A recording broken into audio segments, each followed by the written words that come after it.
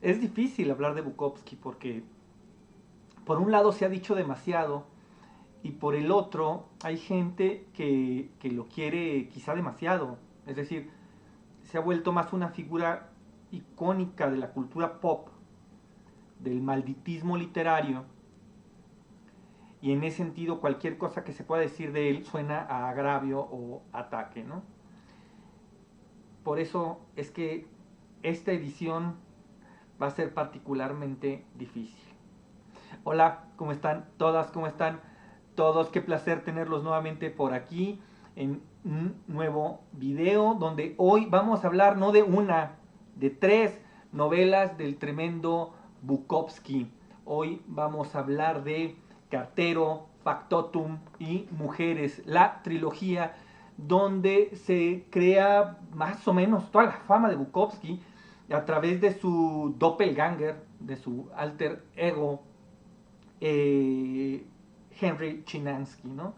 Eh, Quiero empezar por decir que leerlo en esta edición, donde están estas tres novelas juntos, fue bastante grato, porque tanto Carteo como Factotum son novelas bastante cortas. Mujeres ya es una novela de un poco más de carácter, un poco más de cuerpo, de tal suerte que leerlo así pareciera, lejos de estar leyendo eso, tres novelas, pareciera que estamos leyendo una novela y donde vamos a ver como todo el paso de un personaje a lo largo de una década de su vida, desde sus inicios, que sería en Cartero, donde básicamente vamos a presenciar el descubrimiento de la vocación. Henry Chinansky es un personaje que un día se levanta y casi que por accidente de esas cosas iba pasando y vi gente formada, termina en un trabajo que no lo satisface en lo absoluto. Evidentemente es como cartero. Al inicio es como un cartero de repuesto. Ya saben, todo este tipo de empleos por temporada que se dan. Él en un diciembre, pues evidentemente con todo el flujo de tarjetas y de regalos, etcétera, etcétera, hay muchísimo mayor trabajo del que regularmente demanda el oficio. Entonces estas empresas se dan a la tarea de contratar gente extra. Y es ahí donde entra a trabajar Henry Chinansky. Entra ahí eso un poco de manera accidental, pero al mismo tiempo está ahí porque no tiene nada mejor que hacer. Desde el principio se nos plantea como un personaje al que le van a suceder las cosas y él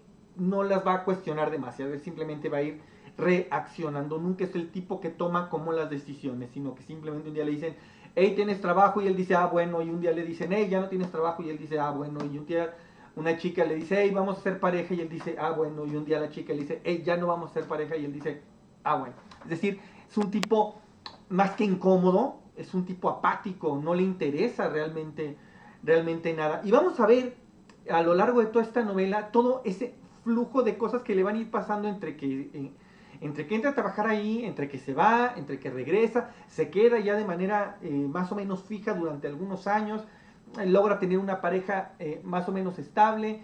Ahí hay un par de personajes que van a ser compañeros de trabajo de él, que le van a hacer la vida imposible. Creo que en ese sentido Bukowski es un mago para retratar la crueldad del ser humano hacia el otro en este nivel de individualidades, no en las colectividades, como podrían ser los sistemas políticos o las guerras o, no sé, los movimientos sociales, donde la masa domina al individuo.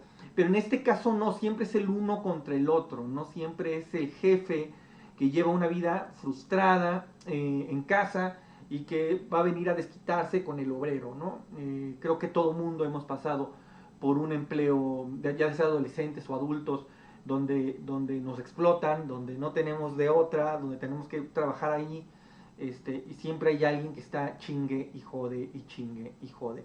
Bueno, aquí ese personaje va a estar chingue y jode durante más de 100 páginas, le va a estar haciendo la vida de cuadritos a Chinansky, pero al mismo tiempo es un trabajo que le oferta ciertas comodidades, es decir, ya no es el Chinansky que necesita estar pidiendo para tomarse una cerveza, él ya tiene para tomarse unas cervezas, él por sí mismo. Eso logra tener una pareja más o menos estable y entonces requiere un trabajo que le permita más o menos llevar el tipo de vida que ellos quieren. Además, en ese sentido no hay ningún juicio, no se establece bajo ninguna circunstancia una situación en la que ellos aspiren a algo más, no, lo que quieren es tener para unas cervezas todos los días, para tener para comer cualquier cosa, para salir a dar la vuelta, de pronto a un museo, de pronto a un concierto, de pronto, y esto es lo más regular, al bar a seguir como bebiendo y tomarse algo más fuerte que la cerveza. Y básicamente eso es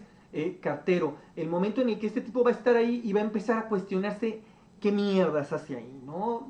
Muy cercano hacia el final es un personaje donde va a empezar a experimentar la literatura ya como una necesidad. El personaje Chinaski va a empezar a pensar en la literatura ya como algo más que un escape, es decir, hay varios momentos donde sabemos que el tipo se sienta a leer y además sabemos a quiénes lee, ¿no? O sea, sabemos que Chinaski comparte con Bukowski el gusto por Dostoyevsky, el gusto por Celan, el gusto por Brahms, el gusto por Bach, ¿no? Entonces, hay muchos momentos donde el tipo no hace sino sentarse en el sillón de su casa, a tomarse una cerveza, a escuchar en completo silencio algunas sonatas de Brahms o algún concierto de Tchaikovsky, o se sienta simplemente a leer, ¿no? Incluso a leer algunos de sus contemporáneos, es decir, sabemos que tanto Bukowski como Chinaski leían alguno de los beats, ¿no? Ya sea Burroughs o a Ginsberg, a esos personajes, ¿no? Y entonces va a dar paso a Factotum, donde Factotum empieza, podríamos decir, aunque se escriben con algunos años de diferencia, pero podríamos decir en términos de saga, y por eso es que insisto que leerlo así en un conjunto es maravilloso, comienza justo donde termina Cartero, es decir, en el momento en el que Henry Chinansky decide dejar de trabajar para dedicarse a escribir. Entonces tenemos a un Chinansky que llega a Nueva Orleans con nada más que lo opuesto y una maleta vieja que se escurre, porque además llega en un aguacero brutal, entonces todo lo que trae adentro se empapa y él llega un poco a buscar un trabajo, porque lo que quiere es escaparse de esa vida de Los Ángeles para dedicarse a escribir. Entonces necesita salir de ese mundo, necesita ganar distancia para poder plasmar lo que él quiere hacer. Entonces vamos a ver los inicios de la vida de Henry Chinaski como escritor, el tipo que sigue teniendo trabajitos, que trabaja en fábricas, que trabaja en tiendas de pinturas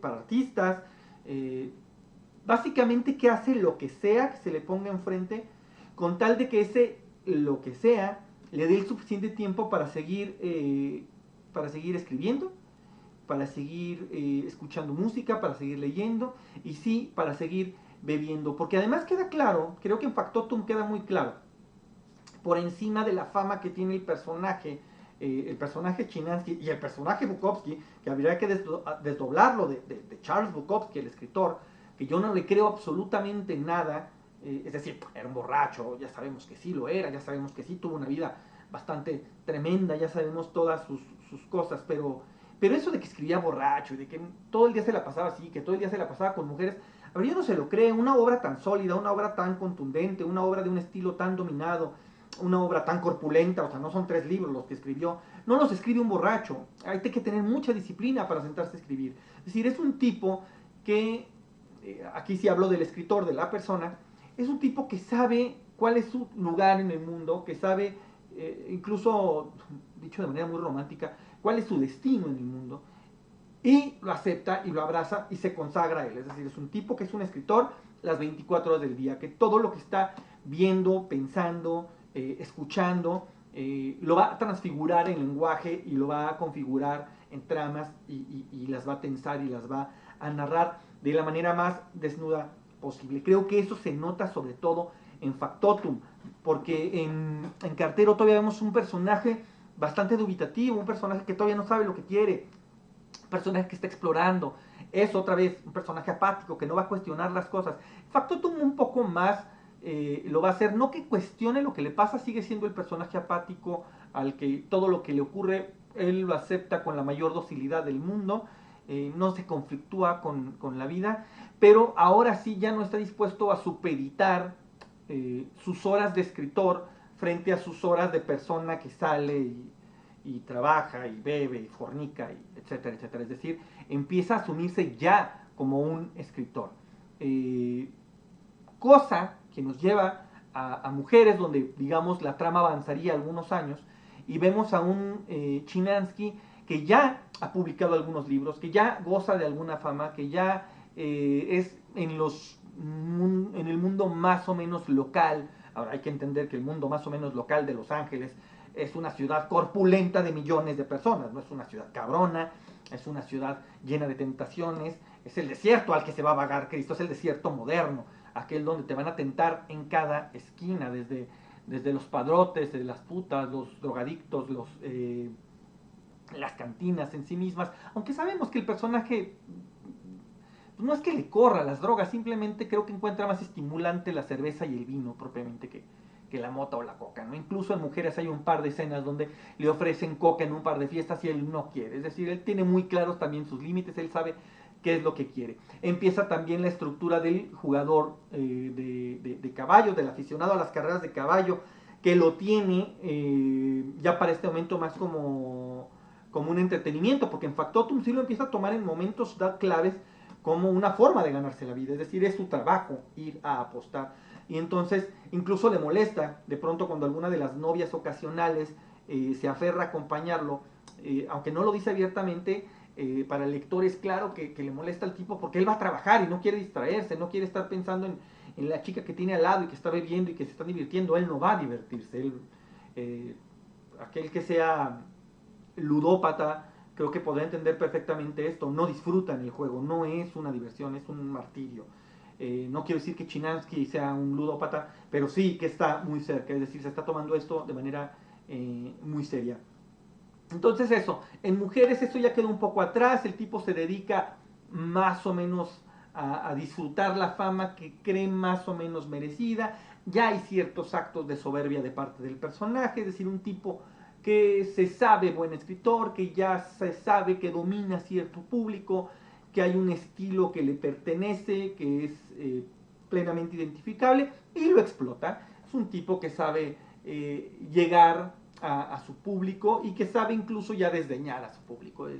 No tiene ningún recelo en mandar al carajo a algún lector aficionado a lo que él escribe y que le manda cartas pidiéndole consejos, es decir, no es Rilke, no le quiere escribir las cartas al joven poeta, y sin embargo, si le escribe a alguna mujer que tiene ganas de visitarlo y se ofrece a llegar a quedarse 2 o 3 días con un cartón de cervezas, él va a aceptar gustoso, es decir, tiene muy claro que las mujeres han venido más o menos a ocupar el sitio que antes ocupaban los caballos y que antes ocupaban las cantinas. Esto no lo digo yo de manera misógina, en todo caso el personaje es lo suficientemente misógino para que alguien se lo venga a colgar encima, ¿no? Es decir, es una experiencia bastante placentera leer estas 3 novelas en este tirón, porque además se sienten unificadas.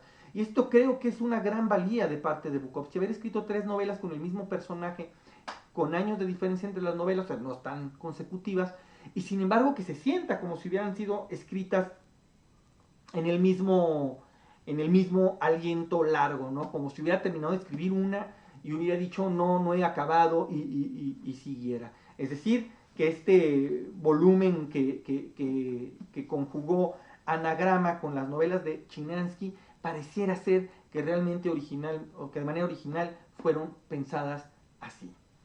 Y creo que si usted es fan de Bukowski, si usted ama a Bukowski por sobre todas las cosas, este es el momento en el que puede cortar este video porque viene la parte mala, la parte que no me gusta. Y la parte que no me gusta de Bukowski, y esto es muy triste porque es un escritor al que yo admiro muchísimo, al que yo no, antes de estas 3 novelas no había leído sus novelas, yo solo me he dedicado a leer sus libros de cuentos y sobre todo su poesía. Es un tipo al que disfruto mucho en ese terreno corto. Y no le había entrado yo justamente a sus novelas porque tenía miedo, un miedo prejuicioso, lo sé, porque no tenía ninguna experiencia detrás, nunca me había sentado a leer ni siquiera 4 páginas de alguna de sus novelas. Y sin embargo, tenía un miedo a que esto que tanto me gustaba de sus cuentos se volviera un defecto en sus novelas. Y en efecto, eso me pasó a mí, es una experiencia personal, insisto, esto no es ningún juicio de calidad, es solamente lo que a mí me sucedió. Cuando leí Cartero, la termino de leer esa parte y lo primero que pienso es, este era un gran cuento que terminó siendo una mala novela corta. De manera concreta, todo el tiempo que le estuve leyendo, estuve pensando en un cuento de Bukowski que se llama Un día y que viene incluido en el libro de cuentos de Hijo de Satanás. Y francamente yo encuentro en ese cuento de 10, 12 paginitas la totalidad de las 150 páginas de Cartero. El hastío, la frustración, la rutina, la forma tan dependiente de estar en el mundo, el siempre querer escapar y que el mundo no te deje, el siempre querer hacer otra cosa, pero las malditas obligaciones no te dejan, el querer, en este caso, escribir, pero que los problemas fiduciarios o la renta o la luz, el gas, te lo impiden, muchas veces incluso en el caso de los personajes, tanto del de un cuento como del de un día, como el de Cartero, que la pareja y las obligaciones no te dejen. En Cartero no hay hijos, en el cuento un día sí hay hijos, pero esa es la única diferencia, ¿no? Y encuentro, perdón, muy, muy superior el cuento de un día a la novela de Cartero. Con Factotum, mi juicio, es incluso peor. Cuando la terminé de leer, que también es una novela 140, 150 páginas, ya no era que eso era un buen cuento llevado a una mala novela, me pareció que era un gran aforismo llevado a una mala novela, ¿no? En esta novela donde se extrae esta frase célebre de cómo un hombre puede vivir despertándose a las 8:30 de la mañana y metiéndose a bañar y bla, bla, bla, bla, bla, para caer en la maldita rutina. Bueno, esa es la novela entera. Ese fragmento de 5 o 6 líneas es la novela completa. Es un tipo al que todo el tiempo le está pasando lo mismo, pero en su apatía, o su apatía, mejor dicho, no en su apatía le impide avanzar, o mejor dicho, le impide moverse, porque ni siquiera es que esté peor que como estaba en Cartero, pero tampoco está mejor. No solo en sus circunstancias económicas, que eso que le importa al personaje, eso está planteado desde el inicio, pero ni siquiera en sus circunstancias verdaderamente sociales se modifica, es el mismo tipo, le vale enteramente madre. Capítulo tras capítulo de estrictamente lo mismo. Además, y esto sí es una crítica de mi parte muy seria, que hay quien ante este tipo de cosas dicen, bueno, pero es que así es la realidad. No, no es cierto, así no es la realidad. O sea, yo no conozco a una sola persona, y vaya que tengo amigos que viven en estos mundos. Yo mismo, durante años, estuve metido en esos mundos. Eh, no conozco a nadie capaz de conseguir un empleo en el momento que se le pegue la gana, y al otro día estar alcoholizado, y al otro día estar fornicando, y al otro día perder el empleo, pero al siguiente día volver a tenerlo. O sea, no es cierto, es una idealización de cierto estilo de vida, eso no es la realidad. Y en el caso de que sí lo fuera, de todos modos, esto no es la realidad, esto es literatura. Y eso es lo que no encuentro en las novelas de Bukowski. Es decir, encuentro una derivación hacia lo mismo, encuentro una tremenda repetición, encuentro un tipo que me da la impresión que por momentos se sentaba a escribir sin ningún plan establecido. Simplemente es como, a ver qué sale hoy. Y que escribía y luego ahí le paraba cuando se cansaba y luego al otro día volvía lo mismo, pero que básicamente no editaba, que es un tipo que no se revisaba y aventaba las cosas un poco como le salían de las pelotas. Y eso, de hecho, eso hace Henry Chinaski en Factotum, que es la novela donde empieza a mandar sus primeros artículos a las revistas, donde empieza de manera como muy seria a escribir, ya de manera, digamos, disciplinada, pero que no tiene todavía éxito, ¿no? Es decir, que la mayoría de los textos que envía a las revistas se le rechazan, cosa que en ese sentido sí la veo como muy, muy, muy biográfica, ¿no? Es decir, también en muchos momentos el personaje Chinaski, ante la insistencia de alguno de los personajes femeninos de por qué escribe así, él termina por confesarlo, todo esto es mentira, ¿no? Él termina por decir que al final él miente, ¿no? Y un personaje de mujeres le dice concretamente eso, que ella cree que él se coge a las mujeres para poder escribir sobre ello. Yo creo que la cosa era al revés, escribía que se cogía a las mujeres para poder realmente hacerlo, cosa que al final no sabemos hasta dónde estrictamente el mito es real, pero sabemos que algo de ello ocurre, ¿no? Es decir, la parte más alta de esta vida decadente de Chinaski es al inicio, antes de que empiece a escribir. Después de que empiece a escribir, ese mundo se acaba, y enhorabuena que se tenía que acabar. Hay un poema de él maravilloso, no recuerdo si está en el libro de Shock of the Light Behind the Mountain, no me acuerdo en qué libro de poesía está, pero hay un poema donde él empieza a hablar justamente, hace un gran recuento de Mozart, de Van Gogh, de todos estos artistas malditos, y él empieza a hacer como todo un recuento de que ninguno de ellos fue maldito porque haya querido, ninguno de ellos escribió gracias al dolor, o que ninguno de ellos fue el gran artista que fue por la desgracia, no, que al contrario, que lo fueron pese a eso, que ellos hubieran dejado con muchísima facilidad el arte que dominaban y que amaban con tal de sentir un contacto real, de sentirse realmente ligados al mundo a través de otro ser humano. Creo que eso mismo le pasa al mismo Bukowski en ese poema. Él termina, está en los caballos, llega un lector y le dice que a él le gustaban más esos textos donde vomitaba detrás de las cantinas, donde terminaba agarrándose a golpes, y él le dijo, perdón por tener un poco la mala costumbre de comer, ¿no? Perdón por ahora sí tener el suficiente dinero para no tener que partirme la madre por una torta.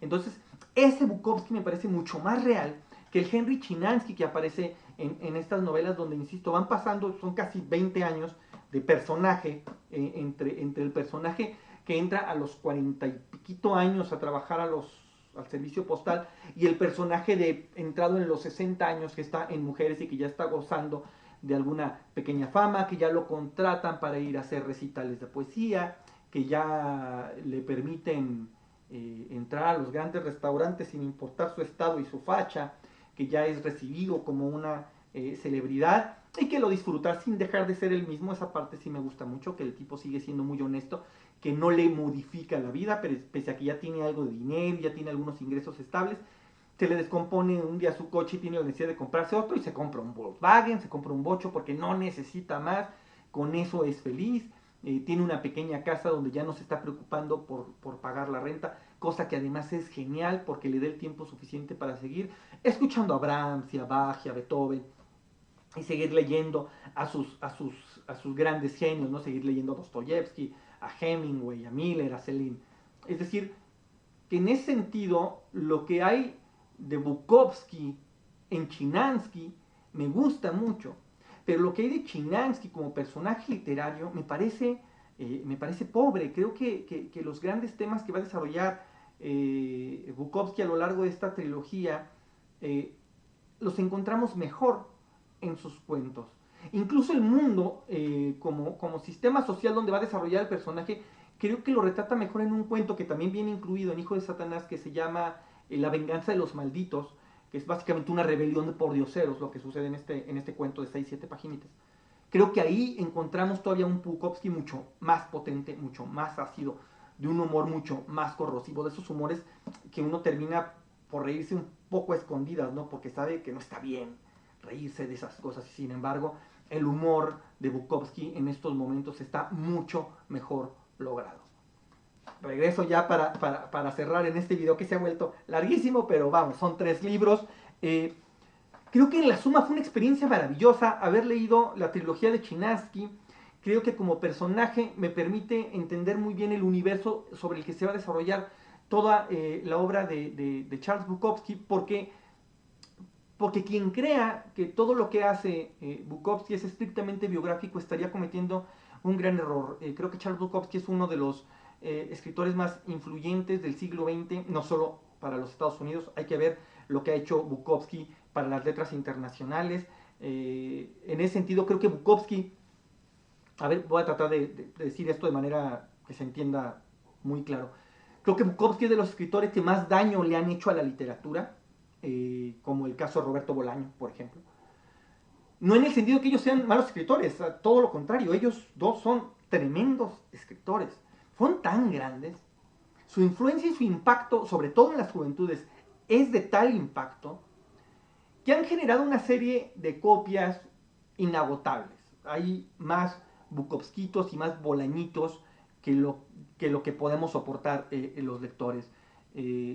Cada año aparece un nuevo detective salvaje, cada año aparece un nuevo poeta borracho y maldito, y no creo nunca que ni Charles Bukowski ni Roberto Bolaño hayan pretendido eso. No, evidentemente eran escritores y querían ser leídos.